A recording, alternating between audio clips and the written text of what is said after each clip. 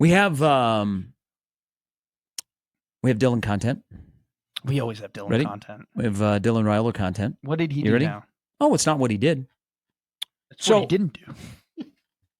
What didn't he do? I don't know. He didn't cut his hair yet. Give him time. Okay, so On3 has released the top 10 NILers in the Big Ten. Oh. I'll let you guess who is the top earner Underwood. in the Big Ten. Underwood. Bryce Underwood. So they do it by year. Oh. So instead of like the up front, or I guess he's not the number one, but he's in the top 10. But I think what they did is just 5 years of his $12 million. Okay. So he's like at 2.9. Would Jeremiah Smith be on the list? Okay. So Jeremiah Smith is the highest, according to On3, however they got this information. He is the highest NILer. He makes $4 million a year. Okay. Rightfully so. What if I told you that maybe Jeremiah Smith will not be the leading receiver for Ohio State in 2025? What about Carnell Tate? Carnell Tate. I love that shout from you. I love Carnell Tate, Chicago guy. He is awesome. He's a really good and he benefited. I mean, Carnell Tate had some games where he looked like the best wide receiver out on Ohio State's team. Like, not a joke. Like, with Ibuka next to him and stuff like that, he had an awesome game. I mean, there was multiple games. It sucks to have Tate and Smith catching balls from a brand new quarterback. Jeez. Yeah. He looked great, man. He runs a great out route. Carnell Tate runs one of the prettiest out routes I've ever seen. Nebraska's starting quarterback is 5th on this list. Okay. He, according to On3, makes $2 million. Now, I have heard more people say the $3 million, but On3 has him as $2 million, which puts him as the 5th highest NILer in the Big Ten. And that's probably exactly what the quarterback at Nebraska should be paid. I agree. Now, can I try and guess the other 4? Or if you want to, sorry. No, go ahead. Hold on, I got to bring up the list, but continue on. I think it's a good thought, though. Like, Nebraska is a brand where they need to spend money on football. They need to invest on the most important position and year in, year out. And I don't think this is a Dylan Raiola like novelty thing. I think I'm on your page here that it needs to be an every year thing. So in revenue sharing, should the quarterback at Nebraska be the highest paid NILer? We're going to say just the highest earner. Should the quarterback be the number one slot every single year, regardless if it's a Dylan or a Dayton or a Jet Tomala? I just threw him in there. That's not. Every year.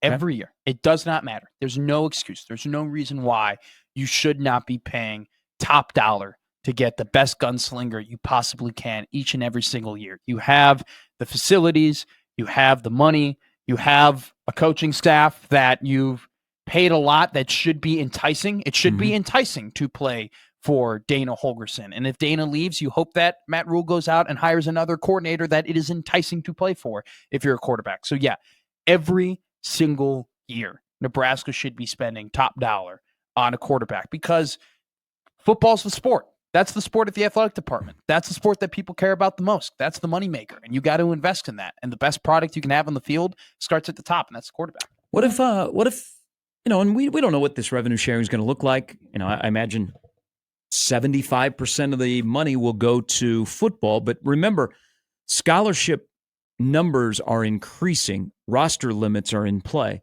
So there's a give and take. But I imagine that 75% of Nebraska's revenue sharing will go to football. So there's 25% to divide up over men's basketball, volleyball, pick a couple other sports. But not everybody's going to get paid. Quick question before we get to the list. Do you think there would ever be a situation where, let's just say Nebraska basketball, but it could be any sport really, says, hey, Isn't he the highest earner? Isn't Bearcay the highest earner on Nebraska's roster? Yep. So you go out and you say, hey, you go to the athletic department. There's this top prospect in the country. We need to get him. This guy's it. This girl, maybe it's volleyball. This girl's it. Do you think Nebraska athletics would ever be like, all right, we'll take 1% away or 2% away from football in order to fund that other sport getting that top prospect? I like your energy. I like your thought. No. Yeah. I think this is a question that everybody has to ask in athletic departments and themselves. Unless that person is so good that you're going to win a national championship with them. So there you go. So that answers the question. So that answers that. How often will that happen? Very, very rare. May happen more in volleyball than men's basketball. Yes. I know that's a shocker. Yeah. So Jeremiah Smith, $4 million. Drew Aller, 3.2. Bryce Underwood, 2.9. Caleb Downs, 2.4. Dylan at $2 million. Again, I hear more 3. Regardless, you're the quarterback in Nebraska. Sawyer on that these list? are guys that are in school still. Oh, in school. Braden Smith, 1.9. Wow. Nick Singleton, 1.8. That's a good one. Evan Stewart, 1.7. Now, this is football and men's basketball, so that's why I'm about ready to drop in Dylan Harper and Ace Bailey. Yeah. Both at 1.6. Luke Altmaier, 1.3. Good on Illinois. Illinois 2025 is going to be the Indiana of 2024. The retention by Bielema, they're going to be a hot team. People are going to talk about them in the offseason. Bielema's going to go to Vegas for media day. People are going to love him long time. He might even be shirtless. I love that. Now, Big Bert he's put on some LBs since his shirtless pick. So, sure. I mean, the man moves and the rolls are going to be all over the place. But, hey, I think there'll be 6 teams in the Big Ten will win 9 games this year. They will be one of them again. Jonah Coleman, 1.2. USC's quarterback, 1.2. Moss? Or Maeva. Oh, Jordan Maeva? The backup? Sayan is 1.1, who is the future quarterback probably at Ohio State. Maeva is that a bump? Did he get a bump up after playing after Moss? Now, this is according to On3, so that doesn't make sense. How accurate this is. Now, I think Jeremiah Smith does make $4 million. Yeah. But Nebraska's quarterback is 5th among Big Ten football and men's basketball earners. I think that maybe it would be a little bit exaggerated to say, hey, the expectation every single year is for the quarterback of Nebraska to be 5th overall in the Big Ten amongst those athletes. That might be a bit of a stretch or a big ask, but I don't think it's a big ask at all. I think it's honestly the standard that the quarterback is the highest paid player amongst the athletic department year in and year out. Because that's where we're at in football. The most important position on the field is the quarterback. And that sport is the most important sport in the athletic department. And you need to invest in the most important position in the most important sport. That's not hot take radio. That's just a fact. And if it's anything other than that, then that means bad things for the upcoming season of Nebraska football. You think the reaction will be, because these more figures are becoming public, they'll be like, well, we're not getting what we should get out of a $3 million quarterback. How soon is that coming? See, that's what I worry about. Will that be Houston Christian, or will we wait another week before Michigan? I think it might be in the first quarter of Cincinnati. I think the first incomplete pass, there'll probably be people. That's what we're paying for.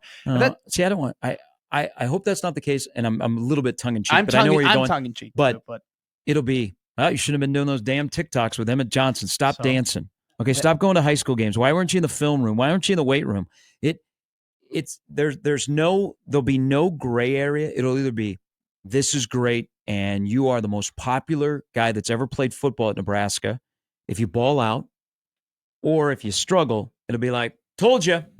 You know what? Why were you sitting at Scott when you could have been sitting in Lincoln looking at film?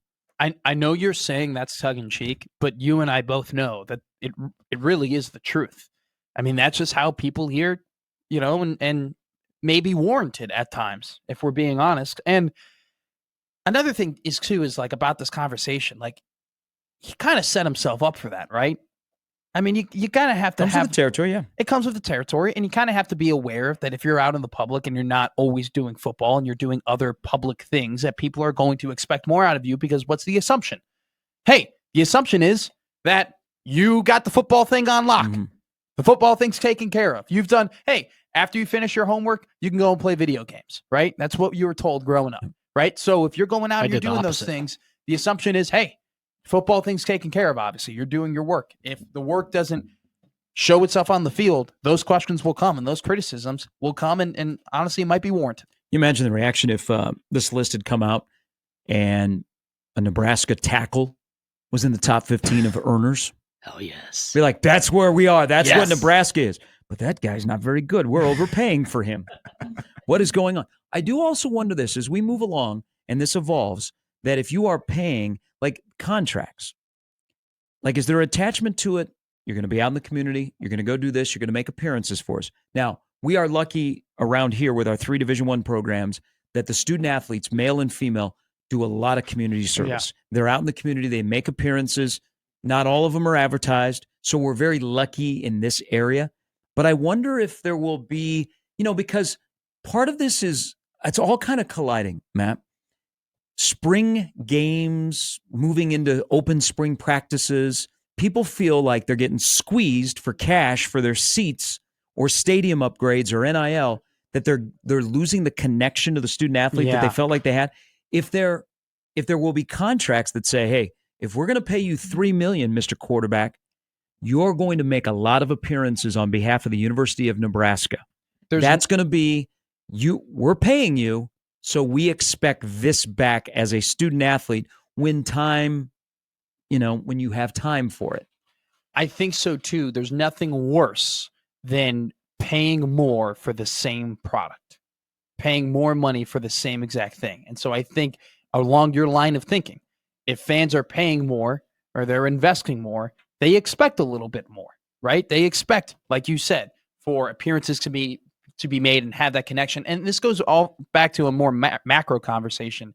But I've always thought that one of the downsides of having student athletes make money is that you do lose that connection a little bit from the student to student, right? Mm-hmm. Students used to have used to connect more with student athletes because there wasn't much difference between students and student athletes. The only difference is you're a lot bigger, you're a lot taller, you're a lot more athletic, you have a lot more on your plate, you're an athlete, you go out and you play. But at the end of the day, we are kind of all just broke college kids trying to make our way in life who like to have a good time, right? Yeah. And like nowadays, that's not the case at all. You have students who can't really connect to student athletes because those student athletes make so much money, right? And they don't have to go through the similar experiences anymore because of the NIL and the transfer portal and everything like that. And I think that it's just one of those small little things that's a common theme in college football of students and alumni and just fans in general with money being given to players. There is that slight connection that is lost. And I do think that there needs to be an investment from an outside investment from the athletic departments to reinvest in that connection. Coaches hate that this stuff could become public. Oh, yeah. Because in the locker room, everybody knows. Nowadays people know how much you're getting, or at least a little, the add-ons. Yeah. But if it's out there and it's public and it's real numbers that that our quarterback is getting paid $2 million, but he's late to workouts and I know he doesn't go to class. I mean, as a coach, that's why coaches are like, I'll go to the NFL. But coaches are like, you better hope that your locker room is pretty strong. Because that we've seen. That's why I think at KU this year, Jimmy. That's exactly what it is. They paid AJ Storr a lot of cash. The team hates each other. Yeah, and there's a lot of NIL involved. And some guys, like Zeke Mayo got paid pretty well to go from South Dakota State to come back home to Lawrence, and he's balling out. Mm-hmm. But there's some guys that are getting paid really well on that roster that guys in that locker room are like, man. There are dudes in that locker room already in the portal. He ain't paying like $1 million player. It's important, though. Matt Rule has talked about that he was told when he was in Carolina, someone came up to him and said, hey, make sure that the highest paid guy in your locker room is a guy who's been here, not a new dude. It'll be interesting to see if he keeps that same mindset, because that is one way to lose a locker room too. Having a guy come together and then the highest paid dude is someone who hasn't been with us. You're talking about Bryce Underwood, because the top 5 on this list are all players that entered their current school as freshmen. All right, quick break. Come back. Steve, stay right there. We'll get to you, John Walker, Creighton DePaul tonight. 8 o'clock tip downtown. Was that a yawn? I don't think there'll be trouble getting out of the parking lots tonight. Yeah, I don't think I'll be sitting. 16.5 point favorite. You know where to park now. Yeah, I've learned my lesson. Mm-hmm. We're back more of Gary and Matt after this.